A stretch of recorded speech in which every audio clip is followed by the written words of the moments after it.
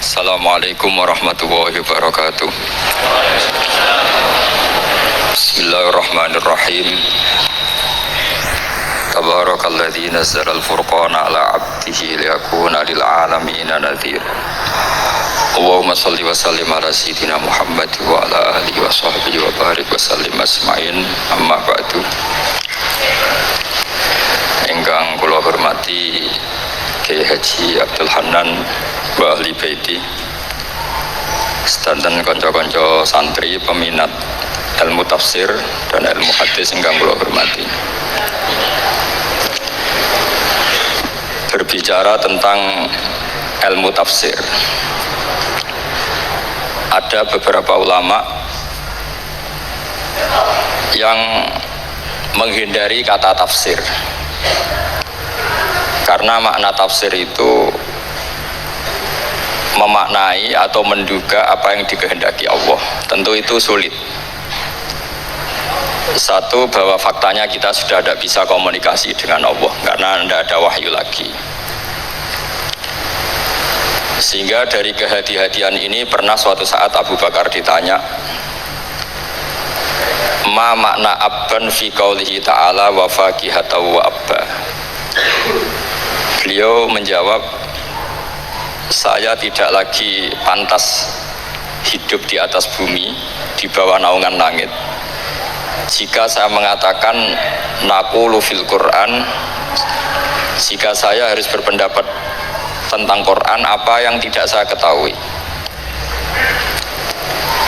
Itu kehati-hatian yang dilakukan Sayyidina Abi Bakrin As-Siddiq. Tapi teori ini berbanding paradok, berbanding ekstrim, ketika bahwa Quran itu diturunkan itu sebagai hudan, sebagai petunjuk. Kedua, sebagai bayanan, sebagai penjelas. Dan ini yang saya yakini. Kalau sebagai penjelas, Quran itu harus jelas sekali dan bisa menjelaskan. Dan Quran mensifati dirinya wal kitabil mubin, demi kitab yang memberi penjelasan. Sehingga dari sudut ini orang kafir pun mungkin memahami Quran. Dan menurut saya orang kafir pun bisa paham Quran. Kalau Ahok itu melintir Quran, tidak memahami Quran, Pak. Senak harganya itu melintir Quran tapi tidak memahami Quran. Tapi bahwa Quran itu bisa dipahami orang kafir itu ya. Logikanya gampang begini, kata Imam Syafi'i dalam kitab Ar-Risalah. Ketika Quran turun, itu pendengarnya itu tidak ada yang muslim, belum ada santri Kewagian, nggak ada santri Lirboyo, nggak ada santri Sarang. Pendengarnya itu non muslim. Nah ini sampai angan-angan, ketika Quran turun itu pendengarnya muslim atau non muslim? Non muslim. Andai kan Quran itu turun tidak difahami orang kafir, maka lalu objeknya siapa, sasarannya siapa? Nah, sebab itu akan aneh kalau kita yang mondok, misalnya ngaji Etkon, ngaji Alfiyah, ngaji Ulumul Quran, apa saja. Kemudian Anda tidak paham Quran, padahal orang kafir saja bisa paham. Nah ini tantangan bagi kita. Sing kafir wis paham Quran, masa kita santri tidak paham Quran. Makanya begini, di antara awal-awal periode Makkiyah ada surat disebut Qul ya ayyuhal kafirun. Katakan Muhammad ya ayyuhal kafirun. Karena mukhotabnya atau lawan dialeknya Nabi adalah orang-orang apa? Kafir. Mereka paham ketika dijelaskan Quran, paham. Dan sebagian mereka menjadi mukmin karena paham. Itu termasuk isi makalah yang saya utarakan di sini. Mereka tanya, ya Muhammad, siflana robbak amin dahabin amin nuhasin amin hajarin. Karena orang kafir jahiliyah itu punya tren yang namanya Tuhan itu fisik. Mereka punya Lata, punya Uzza, punya Hubal. Sehingga kalau Tuhan-Tuhan kita ini dari batu Muhammad, katanya Anda punya Tuhan yang berbeda. Lalu Tuhan Anda ini dari emas atau dari perak. Turunlah ayat Qul huwallahu ahad Allahus somad. Lagi-lagi mukhatabnya adalah orang kafir. Makanya ini juga akhirnya jadi ilmu madhab, ilmu tentang firqah-firqah dalam Islam, bahwa kesalahan terbesar orang Khawarij sebagaimana yang dikutip Imam Bukhari. Nanti saya mencari di juz 4 atau di juz 3, pokoknya di bab Babu Qitalil Khawarij, karena Imam Bukhari punya adat diulang-ulang. Kata Ibnu Umar yang dikutip Imam Bukhari, innahum intolaku ila ayatin nazalat fil kufar faja'aluha alal mu'minin. Orang-orang Khawarij, atau kalau sekarang orang-orang radikalisme, itu meneliti Quran, kemudian ketika ada kriteria manusia-manusia tertentu itu dianggap itu kenanya orang Islam, korbannya orang Islam. Padahal awal mula ayat ini turun untuk orang kafir atau kritikan pada orang kafir. Ini cilaka betul. Karena logikanya seperti yang dikatakan Imam Syafi'i, ketika Quran turun, ini nggak ada orang Islam, yang ada orang kafir. Sehingga mukhatabnya adalah orang kafir. Tapi ayat-ayat ini nanti dipakai Khawarij untuk mengcounter orang Islam, sehingga mereka mudah mengkafirkan kita karena pakai ayat yang dari awal Allah mengkafirkan orang kafir, sekarang ayat itu dipakai mengkafirkan orang Islam. Ini saking gebleknya orang apa? Khawarij. Makanya kata kitab Fathul Bari yang menyarai Bukhari itu, yang mendorong orang Khawarij seperti itu adalah jahluhum bisyariah. Memang mereka benar-benar bodoh, benar-benar goblok. Misalnya kita kiai atau kita ma'arif atau kita santri atau kita orang soleh, kemudian kita tidak bisa melakukan apa yang kita katakan, terus kita oke lah, kita kena kritik misalnya atakmurunan nasa bil birri wa tansawna anfusakum wa antum taslunal kitab. Terus kita katanya bisa ngomong tapi tidak bisa melakukan, terus dikritik dengan ayat itu mestinya tidak tepat. Karena itu asbabun nuzulnya adalah orang-orang Yahudi, karena tahu bahwa sifat Rasulullah itu ada di Taurat, mereka menyuruh keluarganya itu masuk Islam, tapi mereka sendiri tidak mau Islam. Kemudian turunlah ayat atakmurunan nasa bil birri wa tansawna anfusakum wa antum taslunal kitab afala ta'qilun. Sekarang perbandingannya begini, misalnya ada orang Islam, taruh saja Zaid itu maling, ya maling, konsisten dia malingnya sampai tua. Terus menurut Anda Zaid yang muslim ini, Zaid itu muslim tapi maling, jangan bilang maling tapi muslim, dia itu ya. Kemudian Zaid bilang ke anaknya, "Cung, kowe aja dadi maling, dadi santri sing soleh, sing maling bapak tok." Nggak, ini menurut analisis usul fikih, ngomongnya Zaid itu benar apa salah? Benar kan? Nasihatnya ya benar, ngomongnya juga benar. Kamu tidak bisa ngeritik Zaid, kamu bisa ngomong tapi tidak bisa melakukan, tidak bisa. Fa innal amra bil ma'ruf wajib, wal qawla bil ma'ruf ya wajib, wal qawla bil haqqi ya wajib. Jadi itu hal yang berbeda. Misalnya fa innal amra bil ma'rufi wajibun, memerintahkan barang baik itu baik. Wa innal qawla bil haqqi ya wajib, mengatakan yang hak itu ya wajib. Berarti Zaid tetap kena khitab, kamu harus nasihati anak secara benar, kamu juga harus ngomong hukum secara benar. Lalu ketika Zaid ngomong hukum secara benar, cung ojo maling, maling itu dosa, cung ojo nerusno profesi ini bapak maling itu tidak benar. Dia berarti sudah melakukan dua kebenaran, yaitu ngomongnya benar, nasihatnya benar. Dia salah, perilakunya tetap maling.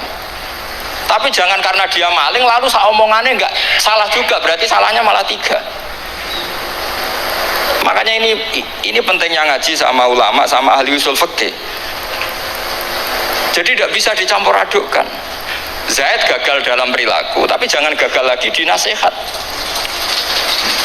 Nanti kalau dia tidak nasihati, maka anaknya terus maling, alasannya niru bapaknya. Karena bapaknya kalau mau nasihati nanti disemprit sama santri-santri, "Pak, sampean ora oleh nasihati anak ora usah maling, sampean dhewe maling." Oh, tidak bisa, cara usul fikih itu malah yudroku kullu, la yudroku napa? Kullu, atau bahasa populernya al-maisur la yasqutu bil maksur.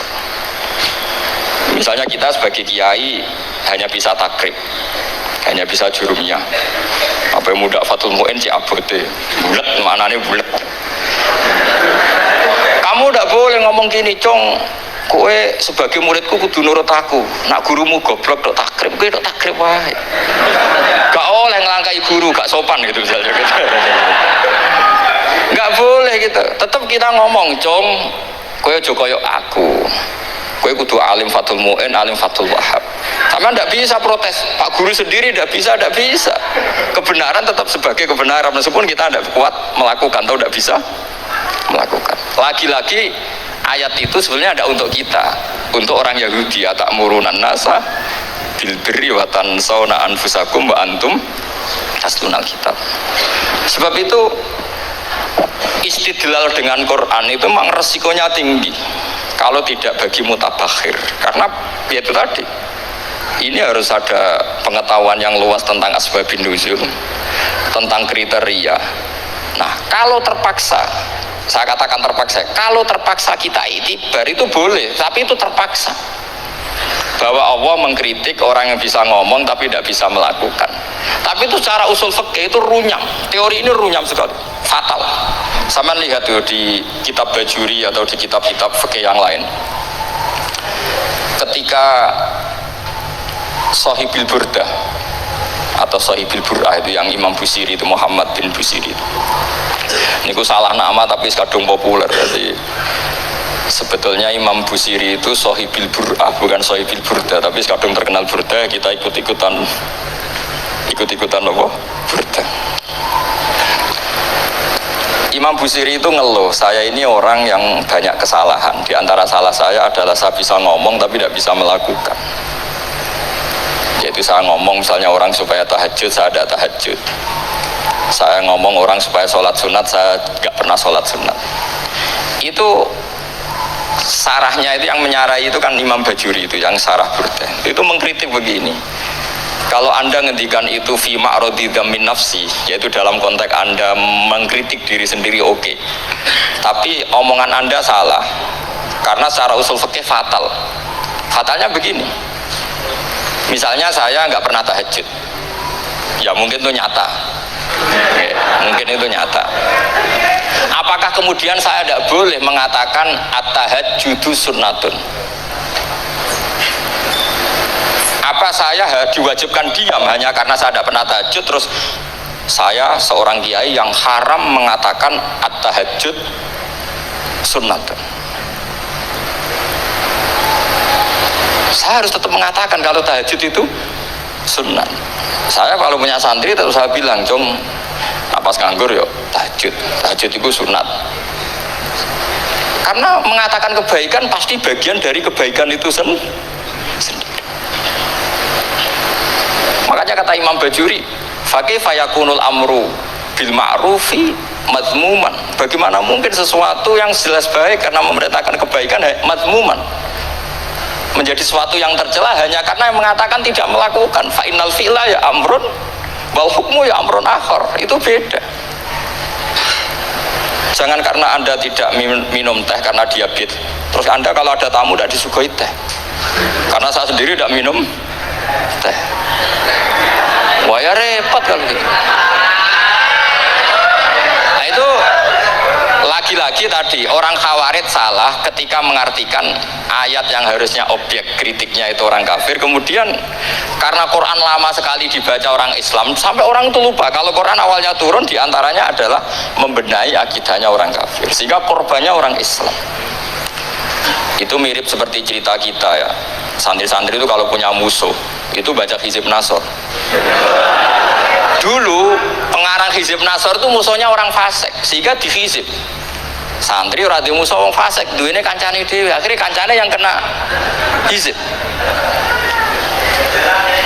Nah ini penting saya aturkan ya, sama seperti itu. Lama sekali Quran itu hanya dibaca orang Islam dan komunitasnya Muslim, sehingga seakan-akan semua kritikan Quran itu pada orang nopo Islam. Padahal jelas Quran ada kul ya ayyuhal kafir. Jelas mukhatabnya orang kafir. Sada kata lakum dinukum waliyadin. Nah ini penting kalau aturakan. Makanya kalau melihat itu, Quran jelas bisa difahami orang kafir. Bahkan banyak orang kafir yang menjadi Muslim karena faham maknanya apa? Faham maknanya Quran. Itu jelas sekali. Itu masyhur sekali dialeknya Nabi dengan Walid bin Mughirah, dengan Utbah, dengan banyak sekali termasuk dengan Abu Jahal, dengan Abu Lahab. Bahkan orang-orang kafir Quraisy itu menyewa namanya Musailama Al-Kadzab. Kalau di sini umumnya baca Musailama apa Musailimah? trennya di sini. Pakai fathah ya. Oh, itu entah ya, nggak tahu saya yang masalah yang mana itu kan, karena memang kalau dalam ilmu riwayat itu sekali salah baca itu kasus betul, kayak Sa'id bin Musayyab atau Sa'id bin Musayyib itu ketika beliau sugeng itu kalau dipanggil Sa'id bin Musayyab itu marah besar, karena maknanya Sa'id al Musayyab itu yang ditawan. Makanya beliau bilang sayyabatni Irak wa anal Musayyib. Orang Irak mengatakan saya ini ditawan, sebenarnya saya yang menawan mereka. Tapi al-masyhur itu dibaca Sa'id bin Musayyab, padahal dia tidak mau dipanggil Sa'id bin Musayyab, Sa'id bin Musayyab. Karena nama ini penting. Pentingnya begini. Ini kata Rasulullah kalau sedang guyon, kata Nabi, mbok kamu itu sekali-kali mikir, kenapa saya ini diberi nama Allah Muhammad. Ini hadis sahih di Bukhari, ada di Kitabul Adab. Banyak lah teks ini. Kenapa ya Rasulullah? Allah itu senang bingung wong kafir, kata Rasulullah. Karena Abu Jahal kalau manggil saya jadi bingung. Itu kalau orang Arab kan pasti tahu maknanya. Muhammad maknanya orang yang terpuji. Sehingga kalau Abu Lahab ngomong itu jadi paradok. Hei orang yang terpuji, kamu bohong. Kan jadi aneh. Ya Muhammad kadzabta, hei Muhammad kamu bohong. Kalau diterjemahkan, hei orang terpuji, kamu bohong. Itu akhirnya sahabat tertawa-tawa. Karena cik pinter ya pangeran milih nama kamu ya Rasulullah, karena ini bingungkan musuh itu. Makanya kalau kamu udah anak kiai, itu anak kamu namakan saja Agus, pasti satu pondok manggil Gus semua. Itu aman itu. Oh itu boh yang nggak seneng tetap panggil Gus. Karena kalau untuk Gus putra kiai kan butuh di bapak kiai, kan bapak kadung ra kiai itu kan, itu ada triknya, yaitu anaknya dinamain Agus. Nah, itu Rasulullah itu sudah dipilih sedemikian rupa oleh Allah, perilakunya benar, ahwalnya benar, namanya juga benar. Sehingga ketika Abu Jahal, Abu Lahab tahu bahwa nama Muhammad ini problem, karena ini Madah itu memuji. Sehingga mereka kalau mencari Muhammad tuh bilang ainal madmum, mana orang yang tercela. Terus orang-orang Quraisy tidak paham, kamu nyari siapa? Akhirnya mereka bilang, ana atlubu Muhammad, dan saya cari Muhammad. Akhirnya bilang Muhammad lagi. Nah, itu. Nah, Quran juga main di ranah nama. Sehingga Abu Jahal itu namanya kan Abul Hakam. Orang Islam dari awal memanggil Abu Jahal. Karena kalau sampai kita manggil Abul Hakam, kita akan mengalami paradok. Ya Abul Hakam, hei bapak dari semua kebijakan, kamu begini kan kacau. Makanya itu dari sini orang nggak boleh salah apa? Salah nama. Ini penting kalau aturakan, karena kadang menganalisis Quran itu satu bilisanin Arabi mubin, kata Imam Syafi'i, wa innahu latanzilu rabbil alamin nazala bihir rohul amin ala qalbika litakuna minal mudhirin bilisanin Arabi mubin. Di antara, kata Imam Syafi'i ini, di antara aturan pokok memahami Quran adalah dia malian bil arabiyah, dia sangat-sangat menguasai bahasa Arab. Itu masyhur dalam dialek Imam Syafi'i. Saman kalau ngaji takrib atau Fathul Mu'in, syarat sahnya tayamum lil musafir itu apa? Tolabul ma', mencari apa? Air. Sampai kalau di takrib dicontohkan, kalau di tempat atas nyari ke bawah, kalau ke bawah nyari ke atas. Imam Syafi'i ditanya, kaifa taqulu bi syartit tolab? Bagaimana Anda berpendapat bahwa tolabul ma' itu wajib untuk menjadi sahnya tayamum? Terus Imam Syafi'i faqara'a falam tajidu ma'an, kamu pergi kemudian falam tajidu ma'an, kamu tidak menemukan air. Terus Imam Syafi'i mengatakan la yuqalu liman lam yatlub lam yajid wa innama yuqalu lam ya'rif. Orang yang nggak pernah mencari itu tidak bisa dikatakan lam yajid, tidak menemukan. Kalau belum mencari namanya tidak tahu. Padahal Quran bilang kamu pergi kemudian kamu tidak menemukan air. Tidak menemukan itu berarti harus mencari dulu, baru dikatakan lam yajid, tidak menemukan. Kalau tidak pernah mencari namanya tidak tahu. Hanya gitu tok itu jadi ilmu bahwa tolabul ma' itu wajib, karena Allah mengatakan falam tajidu ma la yuqalu liman lam yatlub lam yajid wa innama yuqalu lam ya'rif. Orang dikatakan tidak menemukan berarti setelah mencari kemudian kesimpulannya tidak menemukan. Kalau belum mencari namanya apa? Tidak tahu. Nah, dari sini Imam Syafi'i istidlal wajib tolabul. Ini namanya malian bil arabiyah. Dia menguasai bahasa Arab. Begitu juga ulama-ulama sufi. Itu ada cerita Bayazid Al-Bustami, itu ada muridnya baca ayat wasiqal ladzina taqaw rabbahum ilal jannati sumara. Orang-orang takwa itu digiring menuju surga. Itu dia nangis. Muridnya kaget. Ini guru saya ada bener, ini ada cerita surga, tapi dia malah nangis karena ayatnya itu digiring. Terus kata Abu Yazid, mereka itu di mana saja, masa ke surga butuh digiring? Ke surga itu kan nikmat, ngapain butuh digiring? Saya tidak mau, kata dia. Abu Yazid itu gak mau digiring ke surga, itu gak mau. Mereka kan tambah kaget, memangnya mau neraka kan gitu pikirannya itu. Ternyata beliau jawabnya sederhana, saya pas itu sudah dekat sama Allah sehingga tidak perlu digiring. Kemudian saya sudah panitia kiamat pas itu, jadi nggak perlu digiring. Nah ini nanti penting jadi satu aturan ilmu ulumul Quran. Saya di rumah itu istiqomah ngajar Qawaidul Asasiyahnya Said Muhammad yang dulu ditulis abahnya Zubdatul Itqon oleh Said Alawi. Kemudian Zubdatul Itqon itu tentu dari kitab Itqon. Terus Said Alawi dulu ngarang kitab Faidul Khobir, sarahnya Faidul Khobir sama Sayyid Muhsin Al-Musawab, dulu dari Padang tapi hidupnya di Mekah. Saya dulu talaki sama Mbah Mun. Itu ternyata ada ayatnya, innal muttaqina fi jannati wa nahar fi maq'adi sidqin 'inda malikim muqtadir. Sekarang sampean saya tanya, menurut Anda semua orang kena hisab enggak? Enggak, sampean jawab saja. Menurut Anda ketika di mahsyar semua orang kena hisab apa enggak? Pasti kita menjawab iya. Tapi kata Said Muhammad itu keliru. Enggak kebayang orang seperti Nabi kena hisab. Pasti yang kena hisab itu orang-orang yang enggak jelas. Nah, misalnya Nabi jelas baiknya, harusnya ya langsung nggak kena hisab. Karena tidak mungkin seorang saksi kok diaudit, tidak mungkin. Lu saksi itu di pengadilan kan nggak tersangka, nggak terdakwa, dia tidak boleh diintervensi oleh hakim. Nah, Rasulullah ketika kiamat, ketika fil mahsyar, fi faslil qada itu jelas, fa kaifa idza ji'na min kulli ummatin bisyahidi wajib nabika ala haulai syahida. Rasulullah sudah dekat Allah, pas mahsyar itu ada Allah, ada Rasulullah, ada Jibril. Kemudian Nabi itu mengidentifikasi, ditanya sama Allah, bener mat ini umatmu? Ya, niki umatmu ya. Kalau yang nggak jelas ya Nabi lama jawabnya. Makanya kamu jangan jadi orang nggak jelas. Nah, itu kalau sekali nggak jelas itu Nabi lama sekali jawab. Nah, artinya begini, yang kena hisab itu meskipun kata Said Muhammad, meskipun Dhahirul Quran itu menetapkan asbata umumal hisab, tapi zahirnya Quran yang sama juga menafikan hisab.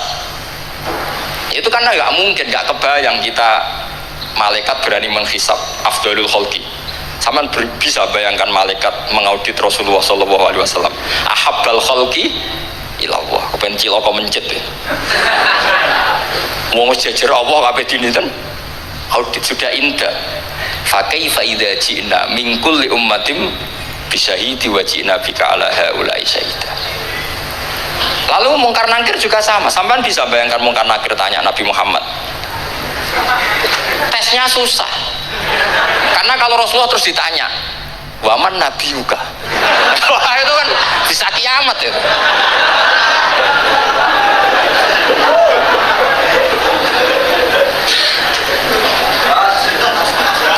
Paham ya?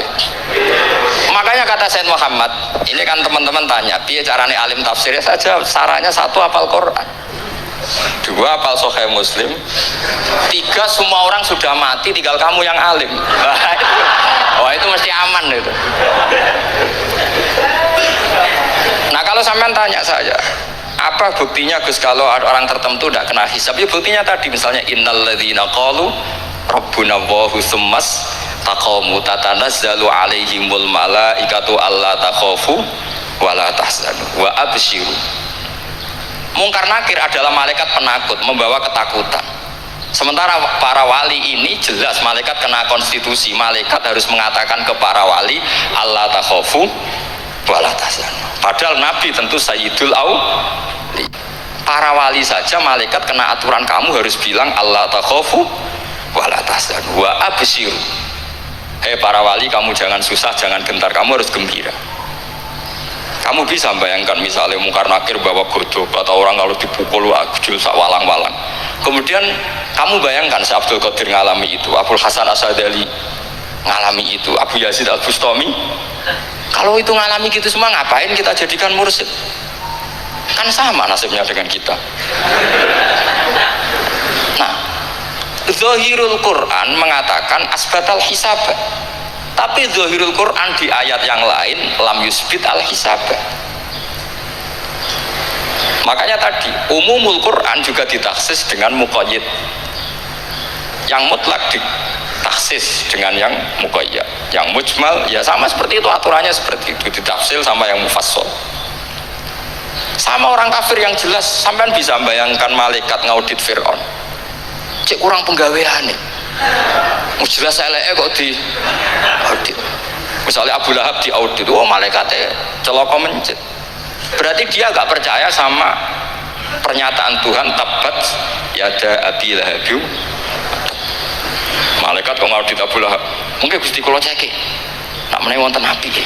Lho ki ora tau ngaji Quran tapi wong ayate tabat yada kok jadi cek. Nah, yang seperti ini masuknya kategori ulaikal ladzina, saterusé mereka yang kafir bi ayati rabbihim wa liqaihi fahabitos a'maluhum fala nuqimu lahum yaumal qiyamati wasna. Jadi ada orang-orang kafir yang jelas kena aturan fala nuqimu lahum yaumal qiyamati wasna. Jelas kafirnya ya gak kena hisab, yang jelas nabinya, jelas wasinya juga gak kena hisab. Yang kena kita di tengah-tengah. Tapi ilmu itu ikut mainstream karena semua orang bilang ada hisab, ya kita ikut-ikutan bilang, ya sudah gitu saja. Tapi kalau aslinya ya rapati percaya. Umumnya uang gerono mati ditalkin ya kita melok-melokan nalkin. Tapi kalau kadang ya gak kebayang. Piye nak wali-wali ditalkin. Makanya ada di dunia wali itu ada cerita Rabi'ah Adawiyah, itu termasuk keramat beliau itu. Kali Imam Sibawi kan dalam cerita wali kan ditanya marrobuka, ngapunten niku man mausul nopo istifham. Wah itu malaikatnya ndak pernah khataman alfiyah kan, repot. Kalau Rabi'ah Adawiyah lebih parah lagi, itu beliau tuh nangis sekeras-kerasnya, nangis terisak-isak, dia tersiksa. Ya Allah, engkau itu zat yang paling saya kenali dan harusnya semua makhluk itu kenal engkau, tapi ini hamba engkau tanya engkau itu siapa ya? Itu kan, ini orang aneh katanya.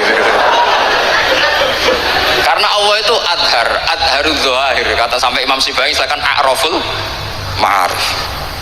Jadi wong ora Allah wis geblek tenan dari Imam Sibai.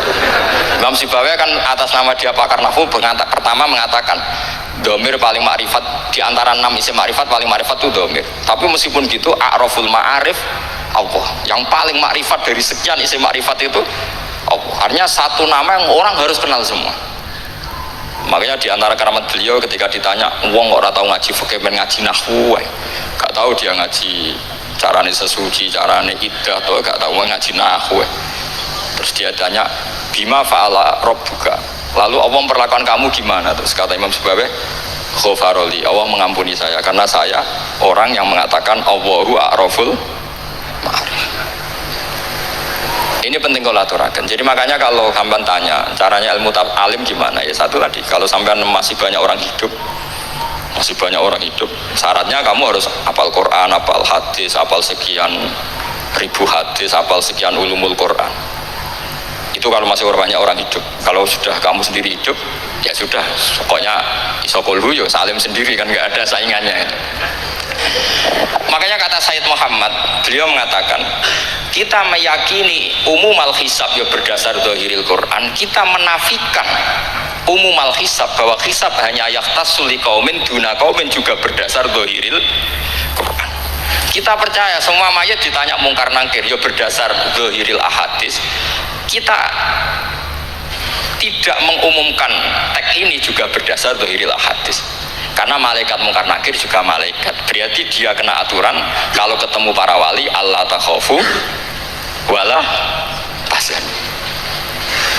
Paham sih kalau maksudnya? Ini penting kalau aturakan. Jadi makanya aspek ya, sampai bisa memulai kalau ingin jadi orang alim tafsir bisa mulai dari yang mudah saja, yang fikih saja. Makanya kata Imam Ghazali, kenapa Mu'tazilah jadi segoblok itu? Karena dia tertipu oleh umumatul Quran, oleh teks-teks umum. Dia tidak tahu mukhassisnya. Padahal setiap ayat umum itu pasti ada mukhassis. Misalnya begini ya, kalau kamu maknanya fikih saja, contoh yang paling mudah familiar itu fikih ya. Misalnya kita ngaji Quran, wal mutallaqatu yatarabbasna bi anfusihinna salasata quru. Kalau orang dicerai, itu iddahnya itu 3 kali masa nopo suci. Apakah aturan iddah seperti ini hal hadhil iddah amatun likulli mutallaqatin am li mutallaqatin makhsusah? Apa ini semua mutallaqah iddahnya pasti salah satu quru, apa orang tertentu? Ya enggak, asal dia mutallaqah pasti iddahnya salah satu quru. Anda goblok, Anda salah besar. Kalau misalnya yang dicerai adalah orang hamil, iddahnya apa? Salah satu quru apa watil hamli? Watil hamli. Kita butuh ayat lain, wa ulatul ahmali ajaluhunna ayyadna hamlahu. Sama seperti kita ngaji walladzina yatawaffawna minkum wa yadharuna azwajan yatarabbasna bi anfusina arba'ata asyhurin wa asyra. Asal wanita ditinggal mati suaminya, maka iddahnya 4 bulan 10. Apa semuanya demikian? Enggak. Misalnya orang hamil iddahnya biwatil hamil. Artinya kalau Anda tertipu umumatil Quran, berarti Anda sama dengan menghukumi orang ditolak semua iddahnya salah satu guru. Sama misalnya orang sekarang dalil-dalil wa may yatawallahum minkum fa innahu minhum. Kalau berkawan orang kafir, maka dia menjadi kafir. Itu kan fatal. Semua nabi berkawan orang kafir. Karena dakwahnya memang sama orang kafir. Lo coba, andai kan sampean hafal Quran, itu sama teori itu tuh mungkin menyedihkan. Coba istilahnya Quran, wadhkur akho'at wa ila adin akhawum huda wa ila samuda akhawum. Terus semua umatnya yang kafir disebut akhawum. Akhaw itu artinya apa? Saudara. Mereka yang berkawan sama orang kafir. Makanya butuh analisis fikih untuk maknani wa may yatawallahu minkum fa innahu. Setelah dianalisis fikih, ternyata semua nabi diistilahkan wa ila madyan akhahum syuaiba wa ila adin akhahum huda. Akhaw itu artinya apa? Saudara. Kalau sama tanya, lalu logikanya gimana? Kata kitab-kitab kan wa in kana dasarin fajanibu suratan. Kalau ada teman buruk, jauhi. Kalau teman baik, temani. Kalau cara usul fikih gampang. Kancanan maling dosa, wong kok kancane maling. Tapi nak dakwai maling. Apik kan? Aku ora ngancani kok dakwai dandani, selesai kan? Ngancani maling elek, nak dakwai maling. Apik. Demenan berodo elek, nak didik apik kan, itu seperti itu. Nah, ini penting kalau aturaken. Nah di sini ini makanya NU itu punya sejarah panjang, banyak wali-wali yang jadab, yang coro zahir itu kancanan wong fasik-fasik. Orang syariat bingung, ini wali kok berteman orang fasik. Ya kalau kamu bahasakan teman ya masalah, kalau kamu bahasakan ini binaan. Enggak, sama jawab saja. Kalau dibahasakan teman masalah enggak masalah kan, tapi kalau dibahasakan itu binaan, selesai kan? Sama, Nabi berkawan orang kafir itu tidak karena berkawan, itu binaan Nabi. Memang Nabi itu jadi Nabi, objeknya adalah mengislamkan orang kafir. Ya berlama-lama Nabi dialek dengan mereka, muasyarah sama mereka. Bahkan Nabi diharuskan bersikap baik sama mereka. Itu yang disebut fabima rahmatim minallahi lintalahum walau kunta fadzar ghalidhal qalbi lan faddu min hawl. Tapi sekarang itu orang sudah tidak pakai ilmu. Orang-orang radikalisme itu nggak pakai usul fikih.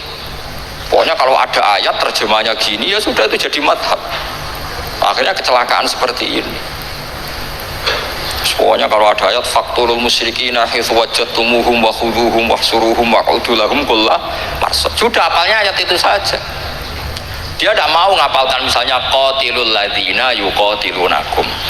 Ada ayat lagi wa akhrijuhum ya min haitsu akhrajukum. Sehingga ulama kita membagi kafir itu ada harbi, kita musuhi, ada zimmi, ada muahad, ada mustaman. Itu ulama karena tahu tidak semua orang kafir itu harbi, tidak semuanya zimmi, tidak semuanya muahad, tidak semuanya mustaman. Kalau harbi oke, kita perang, kalau zimmi ya kita bina. Kalau muahad ya sesuai perjanjian kita, kompensasinya apa, emosinya kayak apa. Tapi apalnya mereka ayat satu tema. Nah celakanya kita yang ngaji di pondok-pondok yang katanya spesialis ingin alim tafsir, apalnya ya satu ayat juga. Wah itu kan satu ayat versus satu ayat, itu ngeri. Makanya kalau sampean tanya saya, ini katanya di acara ini sampean tanya gimana caranya jadi ahli tafsir, saya jawab gampang. Caranya itu hafal Quran, hafal hadis, terus hafal ulumul Quran. Ya misalnya Naduman ya Faidul Khobir lah, kalau kitab Nasar ya minimal itu setengah lanya itkon, kalau nggak lanya-lanya amat ya agak lanya. Karena kitab tafsir itu gampang, teorinya itu mudah sekali. Misalnya al-ibratu bi umumil lafzi la bi khususis sebab, itu sama dengan kayak kaidah fikih. Karena kalau kaidah fikih itu, saya itu pernah dibisui kiai itu, ini kisah nyata itu, dibisui kiai itu pas basul masail. Dulu saya itu masih sering mau basul masail, tadi pun pensiun pun buatan ini.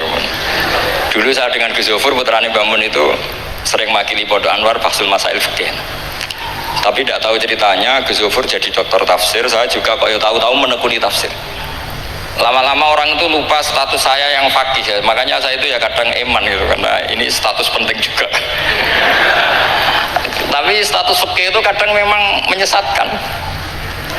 Karena begini, itu dulu pernah ada basul masail itu begini. Ini kisah nyata ini. Ada desainer baju putri, untuk putri, anak putri. Kemudian desainer itu menciptakan satu celana pendek atau celana seperempat. Dengan desain ini pasti kalau dipakai itu auratnya itu kelihatan. Bagaimana hukumnya desainer ini? Apa termasuk mimman sarro'a as-sayyata karena terjadi kasfil aurat? Apa enggak? Rata-rata kalau dia yang khusus-khusus, yang sepus-sepus, desainer itu so gara-gara tren pakaian ini mau itu buka aurat. Tapi kiai alim yang muda-muda, entah saking belingnya, entah saking pinternya, tidak tahu. Bilang begini, Pak Yai, yang didesain apa? Ya celana itu.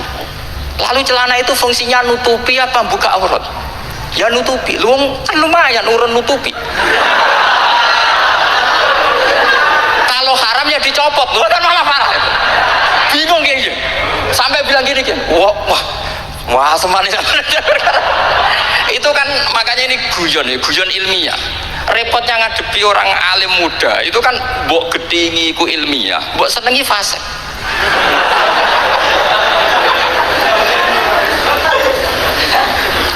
Ketika kiai yang khusyuk tadi tak tanya, kalau desainer katok seperapat, paham ya? Dia coba yang celana dalam terlalu vulgar gitu, paham ya? Nggak, rok saja lah, rok mini misalnya, rok selutut. Saman jangan ngeres ya, yang rok selutut misalnya. Rok selutut itu desainernya kena hukum haram enggak? Saman jawab saja. Oh haram dari kiai sepuh, karena dengan desain itu misalnya lututnya kelihatan. Tapi pertanyaannya kiai muda saya masih ingat betul, saya tanya. Lalu fungsi pakaian itu apa Pak Yai? Fungsi itu kan tetap nutupi sebagian aurat. Kalau Anda haramkan, barang haram itu harus dihilangkan. Nah, itu. Sampai kiai itu setelah acara itu manggil saya, Gus, kalau ngakoni jenengan alim tapi itu podo repote. Udah repote nak dalam itu kan terus itu ada perumusan di redaksi keputusan yang dijual itu, yang masail fikihnya kan terus diputuskan, dibukukan. Kalau redaksinya halal terus nanti orang pakai rok semua. Dan saya balik bantah, kalau redaksinya haram orang nggak pakai rok lah. Akhirnya itu apa? Kebijakannya lucu. Buak weh Gus, pertanyaan itu buak saat jawabannya oke. Jadi kita debat tidak jadi. Ini cerita ilmiah. Makanya sama tidak wajib manut saya ini terlalu ilmiah, jadi tidak baik untuk kehidupan kesalian, kurang baik. Jadi ini, tapi ini ilmu. Tetap kaidahnya fikih malah yudroku kullu la yutraku kullu.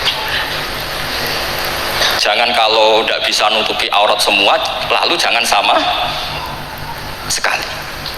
Loh kan kaidahnya kan gitu, ma la yutraku kullu la yutraku kullu. Misalnya Anda punya tetangga nggak mau pakai jilbab, nggak mau pakai pakaian muslimah, kamu tidak boleh bilang munisan rakabin, Anda bisa. Ma la yutraku kullu ma la yutraku kullu itu la yutraku napa kullu. Makanya ini kita harus hati-hati. Nah bayangkan sekarang orang neliti Quran itu yutraku kullu. Mestinya kalau Anda meneliti radikalisme, ayat yang terkait radikalisme diteliti semua. Ternyata di surat Taubat yang disebut suratus Saif, yang bahkan haram baca bismillah, itu ada ayat wa in ahadum minal musyrikin astajaraka fa'ajirhu hatta yasma'a kalam Allah summa ablighu makmana. Muhammad, kalau ada orang kafir mau belajar Quran sama kamu, ya harus kamu pelajari hatta yasma'a kalam Allah. Setelah mereka mau belajar, ya ablighu makmana summa ablighu makmana, kamu harus menjamin keamanan dia. Itu di surat Taubat, termasuk akhiru suratin nazalat, gak mungkin terjadi mansuh. Tapi orang-orang ekstremis selalu pakai faqatulul musyrikin haitsu, apalan itu terus. Yang orang liberal yang menapani la ikraha fiddin, ya sudah seperti itu. Sing orang-orang ora tegas, ora tau nahi mungkar, ya ma arsalnaka ila rahmatal lil alamin, ngono terus. Yang kelompok tukang nahi mungkar ya ayatnya amen nahi mungkar. Saya tuh heran, kenapa mereka punya masalah dengan hafalan kayaknya. Kenapa sih hafalannya kok pedot itu? Kita yang hafal semua bingung jadi. Jadi akhirnya kita yang pinter anut sing goblok, karena saya tuh pernah debat sama orang salah, debat gitu. Setelah saya mengutarakan sekian hadis, ada tuh Pak hadis tuh, waduh, harusnya kamu ngaji saya, ada debat tuh yang level, kalau nggak level tuh nggak boleh gitu. Itu kan ngeri. Makanya ini penting ya, kalau sampean tanya ingin jadi alim tafsir, ya harus hafal Quran semua. Nah, kalau tidak mungkin yang nunggu orang semua mati baru Anda jadi ahli tafsir, karena tidak ada musuhnya. Tapi saya pastikan orang kafir pun bisa memahami Quran, yaitu tadi hatta yasma'ah kalam Allah. Sayyidina Umar tuh masuk Islam tuh gara-gara dengar adiknya baca Toha, ma anzalna alikal Qur'ana litasqa illa tadhkiratal liman yakhsha tanzilam mimman khalaqal arda was samawati ula ar-rahmanu alal arsis tawa. Itu dia ma huwa bikalamil basar, tidak mungkin seperti ini karangan manusia, itu tidak mungkin. Akhirnya dia Islam. Banyak orang Islam karena diperdengarkan Quran, karena memang notnya sudah unik, makna kualitasnya juga sudah unik, semuanya itu unik, indah. Sampai sekarang pun orang kafir itu orang paling tahu Quran. Makanya Allah mensifati orang kafir itu hasadam min indi anfusihim min ba'di ma tabayyana lahumul haq. Sekarang sama saya tanya, orang sing tabayyana lahumul haq itu orang paham apa orang tidak paham? Mereka orang kafir itu mengingkari Quran, padahal min ba'di ma tabayyana lahumul haq, setelah kebenaran nyata bagi mereka. Nyata bagi mereka artinya orang kafir paham apa tidak paham? Paham. Cuma mereka punya penyakit hasadam min indian. Mereka juga kalau ada ayat tentang ahkam yang memberatkan, mereka bilang i'ti bi Qur'anin ghairi hada au badil. Muhammad harusnya jangan tema itu yang diangkat, bu, cari Quran yang lain yang enggak tema itu. Mereka sampai memilih tema itu karena paham apa karena tidak paham? Karena paham. Makanya di makalah saya pastikan ngaji tafsir itu gampang, karena orang kafir pun bisa. Kalau kasus Ahok itu bukan paham itu melintir, beda. Paham sama melintir itu beda. Itu diterjemah kemenang tuh jangan mengangkat kawan orang Islam, bukan mengangkat pemimpin. Ya kayaknya kalau ngangkat teman saja tidak boleh, apalagi ngangkat pemimpin. Fatal mana berteman sama orang salah sama ngangkat. Saman kancanan maling itu apik nak menawa nang andani terus ngangkat, maling ke pimpinanku, parah mana? Parah mana? Artinya sama saja ketika diterjemah jangan ngangkat teman, sebetulnya ngangkat pemimpin lebih fatal. Itu kan mafhum aulawiyah, itu kan normal saja. Itu di Quran biasa, misalnya innalladzina yakuluna amwalal yatama dzulman, orang yang makan hartanya anak yatim secara zalim. Kamu bilang, Gus saya tidak makan kok, sepeda motornya tak gasap, tak jual. Yang diharamkan kan makan. Wah, ya sarap kalau gitu. Maknanya begini, memakan harta anak yatim artinya ifsad. Ifsad itu merusak. Nak ngono ikhraq, membakar atau mencuri sama dengan makan. Bal asad, malah kan lebih apa? Lebih apa? Dasar. Jadi yakuluna di situ tuh ba'dul amsilah, sebagian contoh min wujuhil ifsad atau min wujuhil ihlak. Jangan kok karena ayatnya makan, oh yang haram tuh makan, kalau nyuri gak apa-apa. Wah ya fata. Itu kan sama dengan santri geblek ketika ada kiai ini, cung, kowe mbek bojomu jogeman naboi. Suatu saat istrinya lapor lagi, Pak Yai sekarang nggak naboi tapi nyadui. Karena naboi itu pakai tangan. Mereka pertama dilaporkan kiainya, Pak Yai suami saya itu sering memukulin saya pakai tangan gini. Cung jogeman naboi bojomu. Dia Pak Yai siap. Suatu saat istrinya lapor, Pak. Tetap benjut, kenapa? Kalau nak ini disadui. Mereka pikirannya sing haram nabok, nak nyaduk halal. Oh itu kan ngajak goblok bareng. Nah masalahnya di usul fikih kasusnya seperti itu. Makanya saya ini kadang ya maliki sekali. Kadang saya itu maliki sekali. Kadang ya. Misalnya begini, saya beri contoh. Ini yang kisah nyata ya. Ada seorang Arabi datang ke Rasulullah. Ya, tadi kan teman-teman minta juga ilmu hadis ya, ini satu paket saja. Itu tadi nanti kalau sampean kasih lalim itu sudah ada urusan saya tadi. Nunggu orang mati banyak tadi. Kalau nggak usah nunggu orang mati, sarannya tadi apal tadi. Ya Rasulullah ahlak tuh. Saya ini orang yang rusak. Wa ma ahlakaka. Lalu yang bikin rusak kamu apa? Qol waqatu imroati fi nahari Ramadan. Saya menjima istri saya ketika masih siang. Fi nahari Ramadan, siang Ramadan. Walhasil Nabi tidak menyuruh hanya kodok, tapi menyuruh kafaroh. Kafarohnya itu merdekakan budak atau memberi makan 60 orang miskin atau puasa berapa? Puasa 60 hari. Atau urut merdekakan budak atau puasa 60 hari atau memberi makan sitina miskin. Oke, kita sepakat. Sepakat ya, hadis itu sahih dan diulang-ulang oleh ashabus sunan. Oke, riwayatnya agak masalah. Sekarang kita analisis maknanya. Sekarang sampean saya tanya, kalau anda misalnya sekarang jam berapa ini? Misalnya sekarang jam 9 kurang seperempat Ramadan, terus anda rokok atau anda ngopi, kepengen ngopi terus ngopi tanpa udhrin syar'iin, anda hanya wajib qadha apa bayar kafarah? Enggak, sampean jawab. Rata-rata kiai kita, oh mau wajib qadha Gus karena gak jima. Sing seru kafarah itu nak jima. Kan ngombe kopi be jima beda. Pertanyaannya tuh lucu, ini naik secara fikih masalahnya begini, jima bojo itu tidak zina, jima bojo itu zina apa enggak? Enggak. Berarti dengan makan bedanya apa? Sama kan, sama-sama amrun mubah, sesuatu yang boleh. Kenapa hukumannya berat?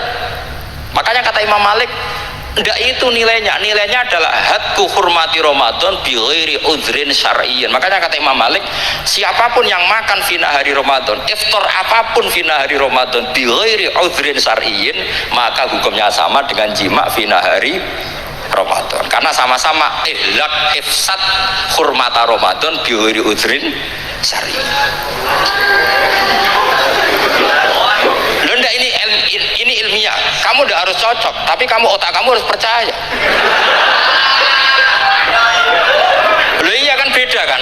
Saya secara nafsu tidak cocok, cek berarti. Tapi ilmiah saya setuju. Kalau Kiai Kandani itu kan pasti pakai badul amsilah, kan nggak mungkin semua contoh disebut. Cong penak melaku jogeman delok wedok iku mari setan. Mboten delok Mbah, nyekel lu malah parah tuh. Tidak bisa. Makanya ini masalahnya lafadz. Ini kembali ke Imam Syafi'i bilisanin arabiyyim mubin. Ketika seorang kiai bilang cung jogeman delok cawe itu adalah mengungkapkan al-muharramat, bukan mentaksis yang haram itu hanya melihat. Saya ulang lagi ya, ketika seorang kiai bilang cung jogeman delok wedok sing haram, itu semangatnya adalah melawan keharaman, bukan mentaksis yang haram hanya delok. Itu di Quran normal semua, di semua lugat ya biasa. Itu kan sama seperti misalnya seorang bang ngasih uang cucunya, cung tak kayak duit 100.000, cung gue tuku es, Terus kowe muni ngono. Nah ragu tuku es haram iki kan ngongkone tuku es. Lah kepen putumu mati kan nyeben 100.000 gue tuku es. Ya mulai dulu istilahnya nampaknya ke ibu tuh cung 100.000 gue tuku es. Cara wong kuno. Maksudnya gue pokoknya umumnya cak cilik senane es cuma nyebut. Ya sudah seperti itu. Sama seperti Quran menghentikan begini. Ini memang salate yang fikih dulu yang pokok-pokok. Di antara yang enggak boleh dikawin adalah wa antasma'u bainal ukhtaini illa ma qad salaf. Kamu enggak boleh menikahi Sri dan Zainab kakak beradik. Sudah sepakat ya? Fi nikahin wahid enggak boleh al jam'u bainal ukhtain. Jadi mbaknya kamu kawin, adiknya kamu kawin fi nikahin wahid. Tapi nak ngeduni boleh, berarti kan dengan waktu yang berbeda. Quran hanya menyebut itu. Kemudian Rasulullah zaman Sugeng itu hanya nambahi wala binal mar'ati wa ammatiha wala binal mar'ati wa kholatiha, juga gak boleh menikahi ponaan plus buliknya, baik bulik dari bapak yaitu ammah maupun bulik dari ibu disebut apa? Kholah. Kemudian ulama fikih merasa ada yang kurang, ditambahi lagi dua perempuan yang andekan yang satu itu lelaki kok haram nikah, berarti haram jam'u fi nikahin wahid. Misalnya cucu Rabibahnya boleh enggak? Enggak boleh kan? Berarti kalau sampai mengumpulkan cucu dan mbahnya fi nikahin wahid juga enggak boleh. Tapi orang yang waras itu tidak akan nyalahkan Quran ketika tidak lengkap. Wa antasma'u bainal ukhtaini ila ma qad salaf, ini tidak lengkap. Yang haram kan tidak hanya jam'u bainal ukhtain, termasuk mengumpulkan cucu dan mbahnya. Karena Quran nggak mau dengan logika tidak waras itu, tidak mau. Taruh saja orang itu rata-rata mbahnya kan umur 70 tahun, cucunya umur 17 tahun. Kebayang nggak kamu nikahi sehingga adik kan boleh bareng, mesti kamu milih bareng. Makanya Quran hanya bakas wa antasma'u final ukhtain, karena yang mungkin masih menggugah selera itu dua. Tapi kalau cucu sama mbahnya itu, kalau ada yang masih selera kan ya sarap tuh. Tapi fikih sebagai kaidah tetap menerangkan termasuk yang haram jam'u adalah bainal mar'ati wajad dadiha. Paham juga maksudnya? Artinya ketika menyebut itu tidak jaminan merangkum semua hukum, tapi ba'dul amsilah. Fa'inal akila yaktafiya bi isyaratil ba'di, karena orang kalau punya akal diisyarai sebagian sudah paham. Ini penting kalau aturakan. Jadi ini penting. Nah bayangkan sekarang banyak gerakan-gerakan ahli Quran katanya, tapi nggak memahami ilmu usul fikih. Quran ra ono ya wis. Nang Quran ra ono cerita harame asu, nak ngono asu ya halal. Ora ono Qurane. Sing ra ono iku tekem ora Quran iku aneh-aneh kowe.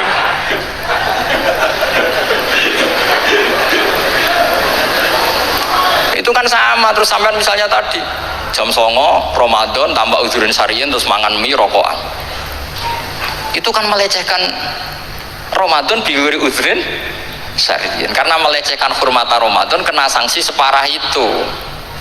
Jangan kamu terus bilang tapi Nabi hanya bilang masalah jima final Ramadan. Jima istri itu hukumnya itu tidak zina, hukumnya itu mubah, sama dengan makan. Ini cara madhab Maliki, tapi kita alhamdulillah madhab Syafi'i. Ya itu masalahnya. Berhubung itu menguntungkan sami'na wa ata'na. Nah, itu. Tapi saya sendiri dalam konteks ini, saya itu ya sangat-sangat Syafi'iyah, sangat-sangat Syafi'iyah. Dalam banyak hal sangat-sangat Syafi'iyah. Tapi dalam banyak hal kadang-kadang saya ya Maliki. Ya, nah itu kan kalau sampean tanya kenapa gitu, ya hikmahnya baca banyak saja. Karena yang Syafi'i itu ya karena bacanya hanya Syafi'i, itu bukan fanatik, itu keterbatasan. Itu beda, itu namanya ada fanatik, itu keterbatasan. Itu beda sekali. Jadi kita harus ngaji yang banyak. Saya termasuk utang sama Imam Syafi'i itu baca kitab Ar-Risalah. Itu kitab yang kadang satu ulama baca sampai 500 kali. Yaitu Imam Syafi'i itu dalam kitab Risalah itu begini, ini termasuk ulumul Quran yang paling penting. Muqaddimahnya begini, wan nasu sinfani min awalil amri, wan nasu sinfani. Ketika Rasulullah datang membawa Quran itu manusia hanya ada dua, al kuffar sing dari jenis ahli kitab dan kuffar dari jenis yang tidak ahli kitab. Bahkan tidak ada orang Islam zaman itu. Pertama Nabi jadi Nabi itu adakah pendengar yang Muslim? Kan tidak ada, semuanya ahli kitab.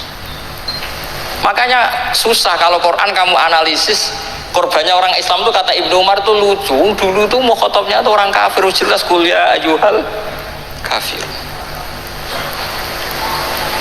Ya ayuhan nasu ubudu rabbakum alladzi khalaqakum. Jelas orang kafir. Karena orang Islam nggak mungkin dikhatabi ubudu rabbakum. Makanya Imam Suyuti kalau nafsir itu ngeper ubudu rabbakum wahiduhu. Tapi kalau mukhatabnya orang Islam dawimu alal ibadah atau dawimu alat tauhid.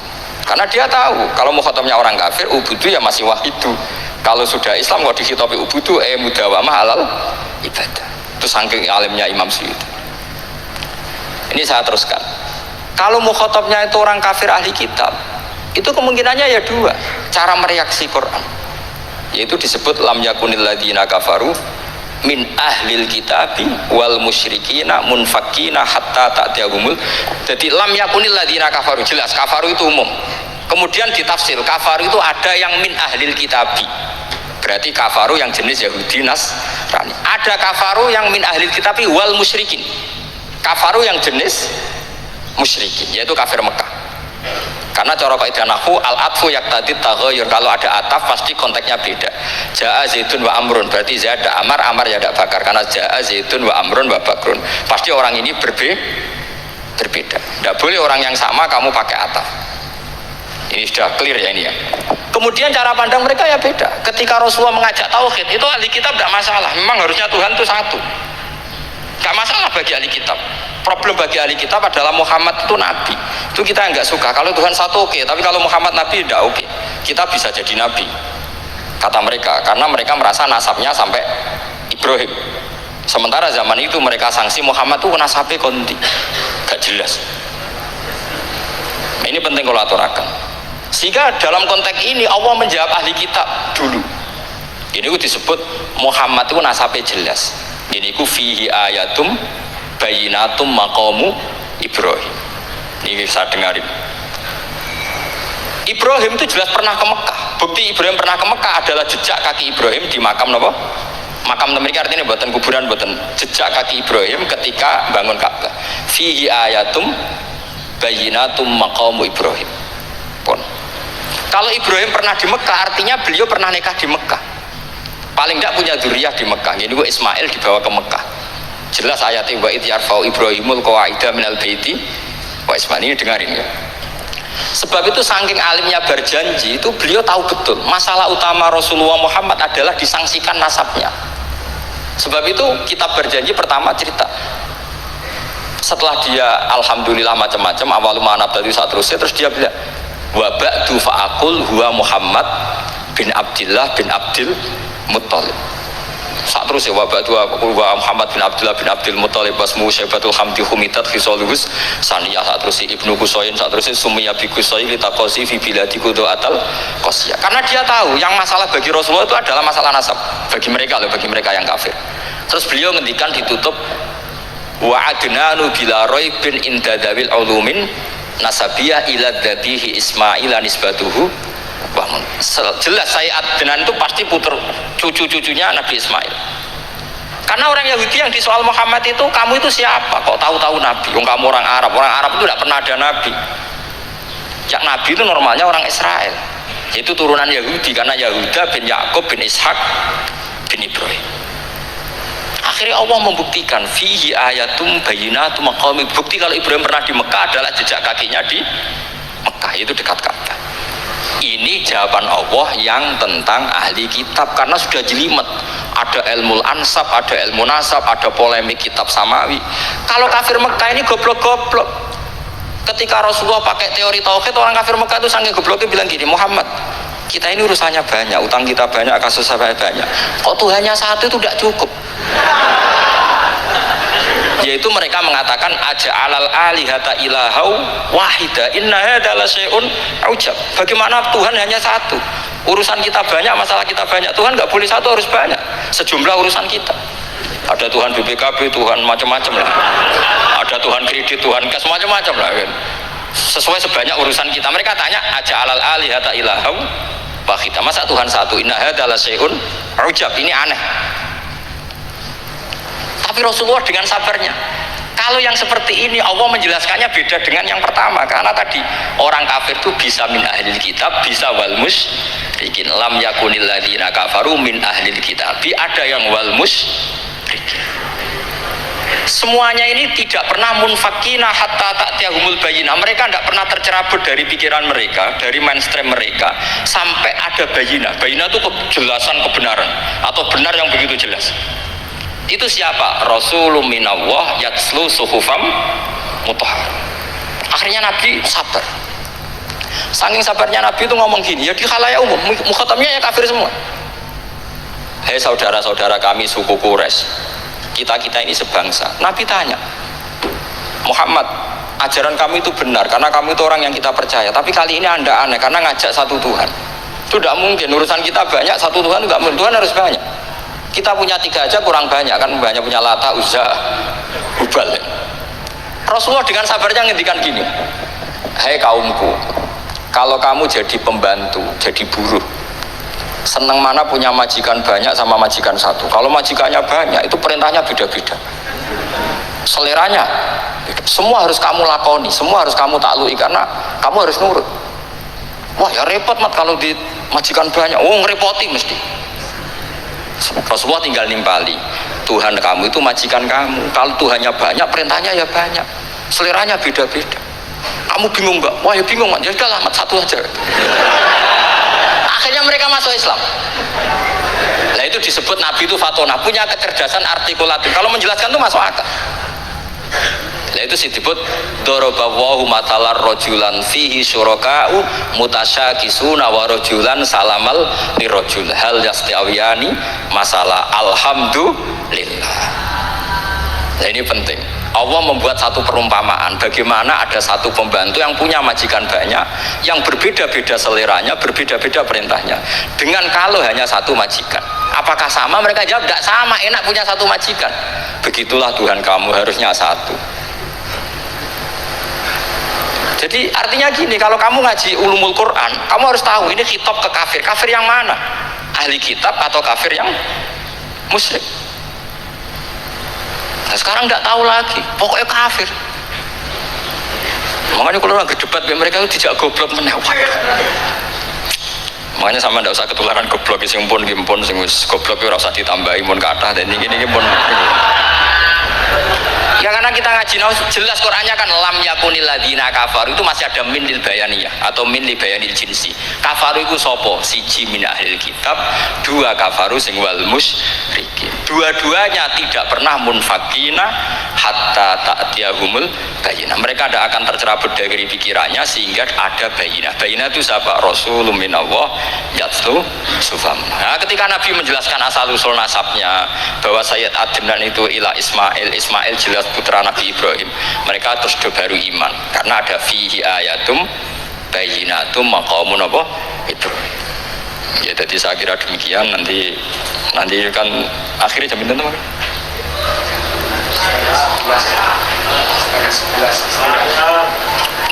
Oh, ini jam berapa istiwa? Gitu, terus saya pikir nih gue, kalau misalnya tadi ada tanya jawab, ya tanya jawab cara ngalim saja kan, itu lebih realistis. Karena kalau sampean iskal, misalnya saya iskal dengan ini kan malah bingung kan. Kalau kamu terkenal pinter, iskal kita gobloke. Nah wis pinter kok iskal gitu. Jadi saya niru ilmunya Abu Nawas. Abu Nawas sudah bisa pidato. Nggak bisa pidato, suatu saat dipaksa pidato sama khalifah itu. Hei para hadirin, kamu pinter apa goblok? Nah mereka pinter, mau ngandani wong pinter, terus pinter kok jangan ngandani gitu. Akhirnya hadirin itu kan karena seneng sama Abu Nawas itu seneng. Ya sudah Abu Nawas, kalau gitu kita goblok. Aku mau mengambil wong goblok. Akhirnya terus wassalamualaikum warahmatullahi wabarakatuh. Jadi itu Abu Nawas juga bisa pidato, tapi dia tahu saja caranya menyelesaikan masalah. Jadi itu Abu Nawas. Jadi ya orangnya kacau tapi cerdas itu, makanya jadi guyonan. Sebenarnya Abu Nawas itu figur yang nyata, tapi tidak senaif yang diceritakan orang-orang di anekdot itu. Ya, beliau itu orang soleh ketika era Harun ar-Rasyid. Tapi ya tadi karena banyak cerita yang macam-macam. Ya, Abu Nawas itu makanya ini cerita anekdot. Jadi riwayatnya nggak jelas tapi lucunya jelas. Jadi, dia itu mangkel punya tetangga profesor ahli astronomi. Hari ini aku mau iso omong kok. Abu Nawas mau pinter molak-malik omong kan masyhur itu, dia cerita hari Senin tanggal sekian lihat Abu Nawas di alun-alun mau terbang. Orang lihat semua itu Abu Nawas itu ya sudah di podium ya gitu-gitu. Oh nggak mau terbang-terbang? Ya mau itu ya tidak. Wassalamualaikum warahmatullahi wabarakatuh. Yang bilang Abu Nawas terbang siapa? Abu Nawas mau terbang. Yang namanya mau itu ya tidak.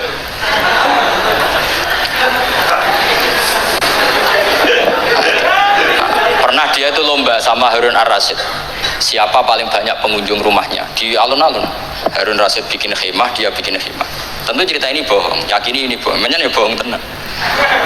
Makanya ini anekdot, hanya guyonan. Harun Rasyid karena dia raja itu ada apel, ada makanan macam-macam. Ya tentu pengunjungnya banyak. Batas akhir itu penilaian jam 12 malam. Abu Nawas tenang, satu pun nggak ada pengunjung, nggak ada makanan, nggak ada apa. Pas jam 12 rumahnya dia, kemahnya dibakar, orang ke dia semua. Menang dia karena jumlahnya, bahkan Harun Rasyid itu datang ke kemahnya dia karena lombanya kan pengumpulan massa terbanyak jam 12. Harun Rasyid pikirannya santri ya sugoi jajan nggak mesti teko, pikirannya gitu. Abu Nawas pikirannya beda, jenis ono kebakaran pasti datang. Terus dihitung biaya khemah sama hadiahnya banyak hadiahnya. Yang ahli falak ini punya ilmu yang rasional, yang pintar sekali. Dia ilmuwan bahwa bumi itu bulat-bulat. Nah, saya lagi tren meyakini bumi flat, ini yo kacau nih. Mau gara-gara penjelasan sing sepihak. Ini gua nganggur.